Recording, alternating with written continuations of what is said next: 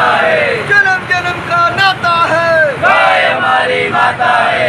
जब तक सूरज चांद रहेगा, गौ माता का नाम रहेगा, जब तक सूरज चांद रहेगा, गौ माता का नाम रहेगा, जब तक सूरज चांद रहेगा, गौ माता का नाम रहेगा, जब तक सूरज चांद रहेगा, गौ माता का नाम रहेगा, जब तक सूरज चांद रहेगा, गौ माता का नाम रहेगा, जब तक सूरज चांद रहेगा, गौ माता का नाम रहेगा। देश धर्म का नाता है, गाय हमारी माता है, देश धर्म का नाता है, गाय हमारी माता है, देश धर्म का नाता है, गाय हमारी माता है, देश धर्म का नाता है, गाय हमारी माता है, देश धर्म का नाता है, गाय हमारी माता है, देश धर्म का नाता है, गाय हमारी माता है, देश धर्म का नाता है, गाय हमारी माता है, देश धर्म का नाता है, गाय हमारी माता है। जब तक सूरज चांद रहेगा, गौ माता का नाम रहेगा, जब तक सूरज चांद रहेगा, गौ माता का नाम रहेगा, जब तक सूरज चांद रहेगा, गौ माता का नाम रहेगा, जब तक सूरज चांद रहेगा, गौ माता का नाम रहेगा, जब तक सूरज चांद रहेगा, गौ माता का नाम रहेगा। देश धर्म का नाता है, गाय हमारी माता है, देश धर्म का नाता है, गाय हमारी माता है, देश धर्म का नाता है, गाय हमारी माता है, देश धर्म का नाता है, गाय हमारी माता है। एक दो तीन चार, गौ माता की जय जयकार, एक दो तीन चार, गौ माता की जय जयकार। मैं सबसे पहले तो इनको गोपाल जी को और इनकी टीम को साधुवाद देना चाहता हूँ कि इन्होंने गौ सेवा का बीड़ा उठाया हुआ है। नंदीशाला के निर्माण के लिए इन्होंने एक बहुत ही सार्वजनिक रूप से जो बूंदी की एक बहुत मुख्य समस्या बनी हुई है, जिसके कारण बूंदी में आए दिन दुर्घटनाएं होती है और नंदी गोवंश का काफ़ी जो है बेकदरी हो रही है, उसको सुव्यवस्थित करने का इन्होंने बीड़ा उठाया, ये स्वागत के योग्य है। खेदजनक बात यह है कि जब राजस्थान सरकार के निर्देशों के अनुरूप 33 जिलों में नंदी गौशाला के लिए ज़मीन आवंटन के निर्देश प्राप्त हुए और जिला कलेक्टर ने ग्राम देवपुरा की 28 बीघा ज़मीन, जिसमें खसरा नंबर 266, 1274, 1266, 1269, 1273 कुल मिलाकर 5 रकबे हैं और 28 बीघा ज़मीन है, जो काफ़ी पहले अलॉट कर दी गई, जिसका नामांतरकरण भी 20/7 को ही खोल दिया गया, 19/7 को। उसके बाद शुद्धि पत्र निकाला, वो भी 20/7/2023 को नामांतरकरण नंदीशाला के नाम खोल दिया गया। इसके पश्चात लगभग 2 महीने गुजर चुके, 2 महीने का समय हो चुका, अभी तक नगर परिषद को निर्माण करने की नहीं सूझी है। क्या उसके नाक पर मक्खी बैठी हुई है राजनीतिक रूप से? जब गौ सेवक अपना समय बर्बाद करके तन मन और धन का न्यौछावर करके नंदी सेवा के लिए लगे हुए हैं और वो राजनीतिक प्रतिष्ठा का प्रश्न बना करके केवल अपना श्रेय लेने या वोट बैंक मजबूत करने, या पता नहीं उनकी दृष्टि क्या है, किस दृष्टि से वो इसको बुनाना चाहते हैं, क्यों नाक पर मक्खी बिठा करके वो बैठे हुए हैं। उनको तुरंत निर्माण शुरू करना चाहिए। वो बहाना लगा रहे हैं, उनका कहना है टेंडर कर दिए, ठेकेदार काम कर रहा है। अरे ठेकेदार की काम की गति तो देखो, बड़ी मंथर गति चल रही है। क्या 2-4 लोगों को बूंदी में मरवा देंगे दुर्घटनाओं में, जिसके बाद में जाकर के ये इनके निर्माण का कार्य पूरा कर पाएंगे। इन्होंने वहाँ पर शिलान्यास भी किया, मैंने भी देखा, उसको शिलान्यास किया, क्या औपचारिकता पूरी की उन्होंने। वहाँ पर गायें होना चाहिए थी, नंदी होते 10, 20, 50, 100 ले जा कर के बूंदी के वहाँ डालते, उनकी भी पूजा करते, गायों की पूजा करते, गौ सेवक वहाँ मौजूद होते, सामाजिक संगठन मौजूद होते, जनता जनार्दन मौजूद होती, और फिर इसका जो है शुभारंभ किया जाता, शिलान्यास किया जाता, तो अच्छा लगता। एक गौ माता की भी गरिमा बनी रहती और जनता को पता भी लगता तुम राजनीतिक रूप से क्या करना चाहते हो। जनता को बताया भी नहीं आप लोगों ने, आपकी जो क्या है, क्या दूरदर्शिता है, इसको पीछे लेकर के वो जनता को आपको बताना चाहिए और इसको तुरंत कराना चाहिए। दूसरी ओर मैं तिरस्कार करता हूँ ऐसे सभापति का, कोसता हूँ इसको जनता की ओर से जिसके पति ने 11 बीघा 2 बिस्वा जमीन जो ग्राम छतरपुरा की है नगर परिषद को नगर परिषद के प्रयोजन के लिए आवंटित कलेक्टर ने 2016 में की हुई है, 2021 में की हुई है। उसके बावजूद नगर परिषद उसको अपने काम में, राजस्थान सरकार ने निर्देश दिए थे कि नगर परिषद सीमाओं में जितनी भी राजस्व भूमियां हों उनको नगर परिषद को आय की दृष्टि से स्थानांतरित कर दिया जाए। उन्हीं निर्देशों के अनुरूप जिला कलेक्टरों ने संबंधित नगर परिषदों को सिवाय तक जमीनें ट्रांसफर की थी। लेकिन खेद इस बात का है कि नगर परिषद को ट्रांसफर की हुई भूमि का नगर परिषद तो कोई सदुपयोग नहीं कर पाया, वो तो कोई आय का स्रोत उसको नहीं बना पाया और अपने पति को ही उसने कब्जा करवा दिया। ये कौन सी दुर्गति है नगर परिषद की संपत्तियों की। दूसरा आदमी अब तक नगर परिषद की भूमि पर कब्जा कर लेता तो 3 बार जेसीबी चली जाती, 3 बार बुलडोजर चले जाते। और शासन प्रशासन तो वो चीज़ है, शासन प्रशासन वो चीज़ है जैसे अभी 28 बीघा पर अतिक्रमण हटवाया, उसी तरह से 11 बीघा पर अतिक्रमण हटाने में इनको शासन प्रशासन को क्या जोर आ रहा है, कहाँ दिक्कत आ रही है।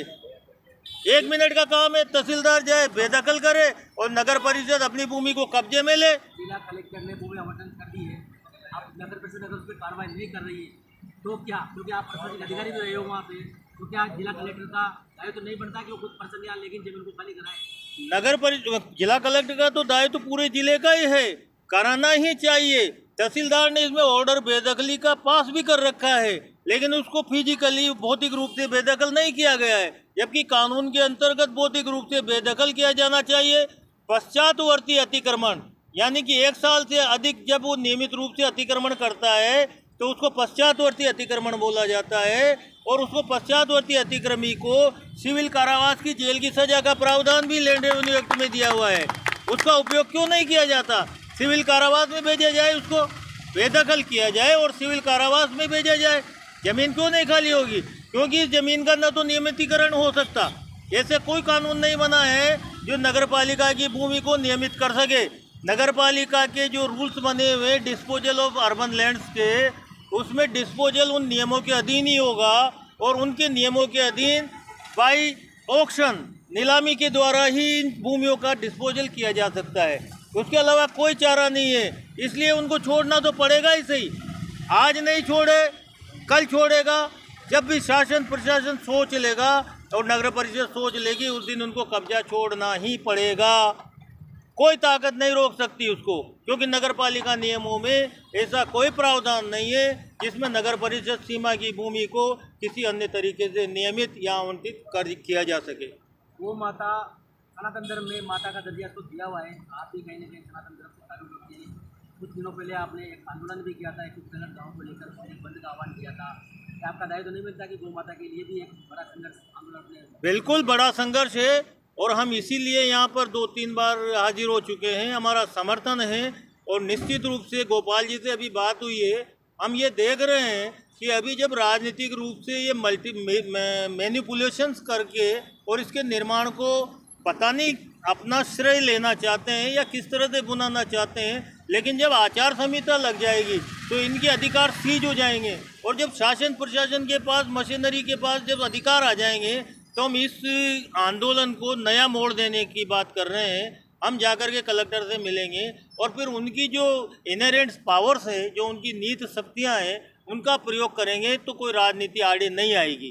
तो हम उस समय का इंतज़ार कर रहे हैं, क्योंकि राजनीतिक रूप से अभी ये मैनिपुलेशंस करके और बरगलाते हैं ऊपर सरकार के अफसरों को और इनके जो आका नेता बेटे हैं उनको, और इसी कारण से एक निर्माण कार्य मंथर गति से चल रहा है। वर्तमान में बारिश की वजह से पशु चिकित्सालय में जो 200 गोवंश है उनके बैठने की जगह नहीं है, बीमार है, असहाय है, किसी के घाव हो रहे हैं, बारिश के पानी की वजह से भी सड़ने के आधार है, उनको मरने के चांस वो बन रहे हैं। तो उसके बचाव के लिए आपकी तरफ से क्या प्रयास किया जाएगा? तुरंत ब्लॉक शिफ्ट करना जरूरी है उनको। हम इस बात के समर्थक हैं कि निश्चित रूप से वो दुख पा रहे हैं मवेशी वहाँ पर और उनकी हालत अच्छी नहीं है, वहाँ कीचड़ हो जाता है और कई तरह की बीमारियाँ वहाँ उत्पन्न होने का खतरा बना हुआ है। अभी मेरी इस धरने पर बात हो रही थी गोपाल जी से कि कुछ नदियों को निर्माणाधीन रहते हुए वहाँ शिफ्ट किया जाना चाहिए, वहाँ ले जाना चाहिए, ले जाना शुरू करे और नंदीशाला का शुभारंभ हो तो यहाँ से भी लोगों का इस बीमारियों के खतरे से भी बचेंगे नंदी, और शहर में भी दुर्घटनाएं कम होगी। तो मेरा तो सभापति जी से ये कहना है आपके इस मीडिया के माध्यम से कि वो जो नाक पर मक्खी बैठी हुई है उसको हटाए, और जनसाधारण की जो सुविधा है उसको देखकर गोवंश की जो बेकदरी हो रही है उसको दृष्टिगत रखते हुए उनको गौमाता का दर्जा दिया है, उनको मतलब गरिमामय तरीके से नंदीशाला में पहुंचाना प्रारंभ करें। आपकी तरफ से कोई मध्यस्थता की जाएगी क्या, सभापति से बात करें? मध्यस्थता सभापति से तो नहीं करेंगे क्योंकि राजनीतिक रूप से प्रेरित है, लेकिन जिला कलेक्टर के पास हम डेपुटेशन के रूप में जरूर जाएंगे। हमारी गोपाल जी से बात हो गई है, बूंदी बचाओ संघर्ष समिति भी जाएगी, सामाजिक कार्यकर्ता भी जाएंगे और जनता के दूसरे लोगों को भी लेके जाएंगे और जिला कलेक्टर से मध्यस्थता करके और इसका समाधान करने के बारे में प्रयास करें। कब तक जाने का विचार बनाया? हमने बनाया है कि आचार संहिता लग जाए, क्योंकि तब तक तो कई गोवंश की मौत हो जाएगी। हाँ, निश्चित रूप से हो जाएगी, हमको खेद है इस बात का, हम इसी पे चर्चा कर रहे थे।